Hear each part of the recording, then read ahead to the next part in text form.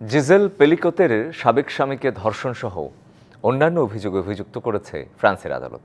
নিজের স্ত্রীকে অচেতন করে অন্য একাধিক পুরুষ দিয়ে ধর্ষণ করানোর দায়ে ফ্রান্সে ডমিনিক পেলিকোত নামে আসামিকে ২০ বছরের কারাদণ্ড দিয়েছে দেশটির আদালত। পাশাপাশি ঘটনায় জড়িত ৫০ জন পুরুষকে ৩ থেকে ১৫ বছর মেয়াদে সাজা দেওয়া হয়েছে।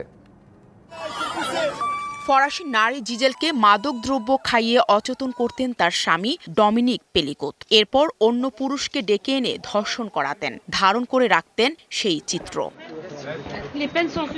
১০ বছরের বেশি সময় ধরে জঘন্য এই কাজ করেছেন ডমিনিক। ওইসব পুরুষকে অনলাইনে বাছাই করতেন তিনি। ফরাসি গণমাধ্যমের খবর বলছে, একবার দুবার নয়, স্ত্রীর সঙ্গে এমন ভয়ঙ্কর ঘটনা ঘটিয়েছেন অন্তত ৯২ বার।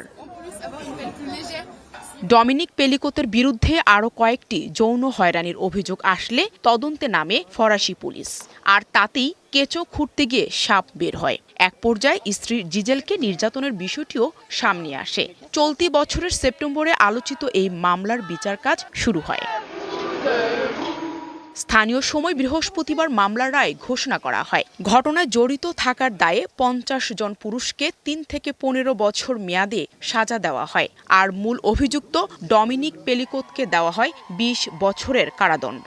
এদিন জিজেলকে সমর্থন জানাতে আদালতের বাইরে জড়ো হয়েছিলেন অনেকে।